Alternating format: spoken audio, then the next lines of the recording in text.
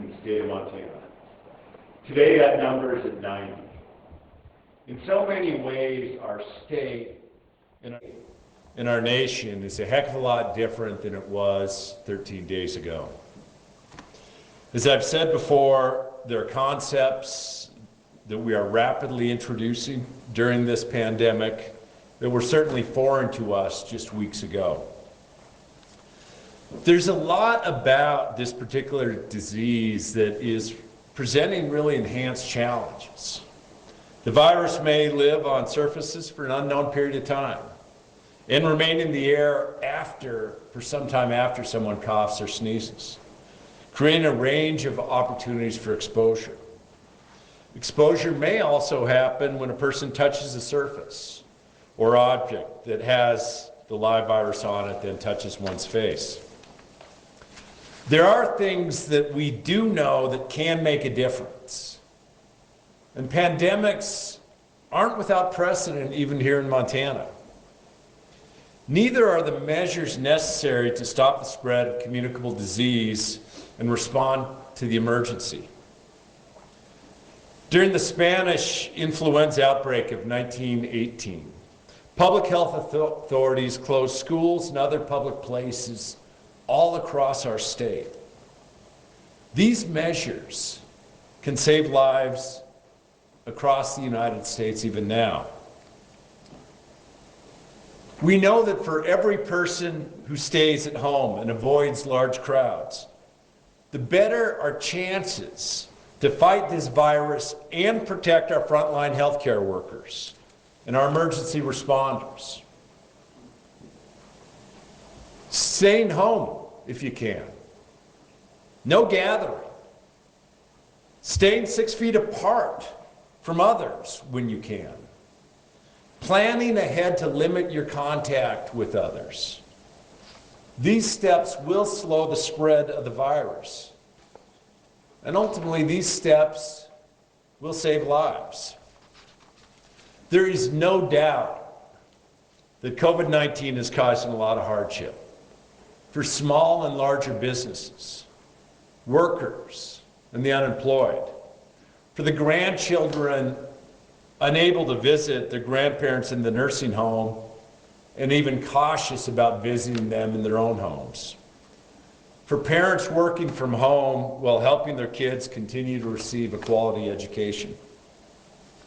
It's also causing incredible hardships for our frontline doctors, nurses, and other hospital staff across the country. I recognize through all of this that Montanans have always had an independent spirit. Yet at the same time, we've never shied away from looking out for our neighbors. We've always made sacrifices for the overall good of our communities. While the times ahead will not necessarily be easy, Montanans have always pulled together in times of challenge and times of crisis. This is what keeps me, and I know so many others, inspired and optimistic that we'll actually come out stronger from this. But with 90 cases in our state today, in counties reaching from Lincoln in the northwest to Roosevelt in the northeast, and with 38 cases alone in Gallatin County, we have to do more to curtail the spread of this virus. In other states, hospitals are overwhelmed, and healthcare workers are getting sick themselves. I don't want that to become Montana. It's critical that we do everything that we can to cut off the chain of transmission, and also make sure as we flatten this curve to buy time for our healthcare workers on the front lines so that they won't have to make what are almost impossible choices in the coming weeks. In consultation with public health experts, healthcare providers, and emergency management professionals, I've determined that to protect public health and human safety, it's essential to the maximum extent possible that individuals stay at home or at their place of residence. So beginning 12:01 a.m. on Saturday, March 28th, we'll be implementing immediate measures to ensure social distancing by Montanans staying at home except for essential activities and services. Such an approach will reduce the overall number of infections in our state, and it will preserve our healthcare resources. Under these measures, Montanans may leave their homes for essential activities, including for health and safety, for necessary supplies and services, for certain types of work, and to take care of others. Additionally, Montanans may leave their homes for outdoor activity, as long as they comply with social distancing requirements. We really are so lucky to live in a state where we have ample opportunities to access our public lands that remain open to recreation. But I'd urge Montanans to use good judgment if a trailhead seems too crowded, and then just find another access point. My administration's been working many hours working with public health experts to ensure this takes the most practical, what we're directing today, the most practical and the most needed steps to slow the spread of this pandemic. So to determine which businesses and workers are exempt from the order and should continue working, we're following guidelines largely developed by the federal government. The Department of Homeland Security put out something on March 19th talking about essential workers and essential businesses.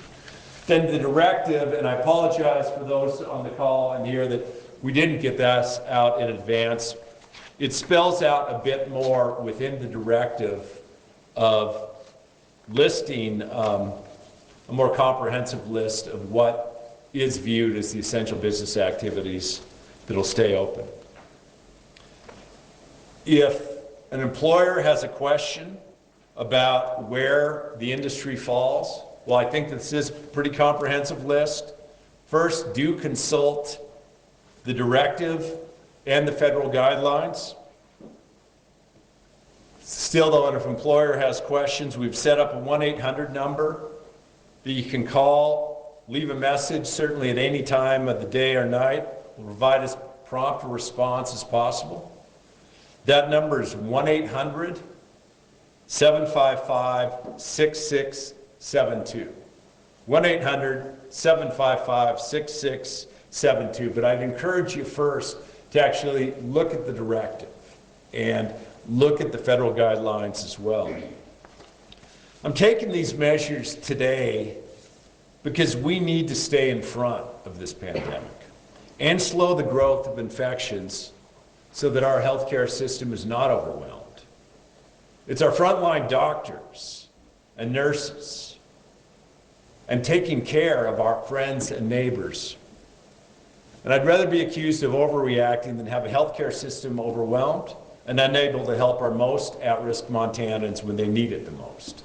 I'd rather our doctors and our nurses and our healthcare professionals know that Montanans from all across our state have their backs and are doing our part to lessen their burdens. I'd rather keep as many people healthy as possible. After all, in order to have a healthy economy, we need to have a healthy population. We can't rebuild our economic strength without doing everything that we can to flatten the curve now and to slow the spread. This crisis requires all Montanans collectively to do their individual part to slow the number of COVID-19 infections.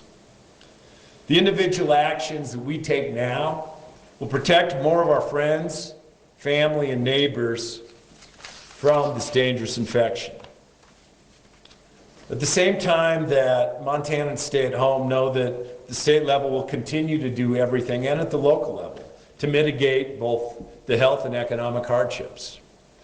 We continue to look into additional protections for consumers. We continue to look for every avenue available to expand testing capacity in our hospital supplies. And we really are, all of us, in this together. And we can get out in front of this together. And when the time comes, again, we will be rebuilding that much stronger of community again together. So I appreciate it. I'll now open it up for questions. From the members of the media, if you'd like to ask a question, you can press 5*. You'll be notified that your hand is raised. When we then unmute your phone, you'll be notified that you've been called on to ask your questions. If you raise your hand by pressing 5*, but the question has already been answered, you can lower it by also pressing 5*. Questions? Yes. I'm wondering, how is this different from what we already have now? I noticed you didn't use the term shelter in place. Is that what this is? Steve Bullock issuing the latest directive on coronavirus in Montana, issuing a stay-at-home order that is effective Saturday, March 28th at midnight for essential activities and services only. That would include the people who are exempt from that. Reasons to go out would be for health and safety, to gather necessary supplies for certain workplaces and occupations, as well as some outdoor activities. And they also listed a number, which we will have on our website, 800-755-6672 for businesses that have questions about whether their business or their employees are exempt from that stay-at-home order, which begins Saturday, March 28th at midnight. And again, people can still go out to get outside. The governor said he trusts Montanans to have good judgment to still practice social distancing. So you can still go outside. You can still take walks. You can do things like go to the grocery store for necessary supplies.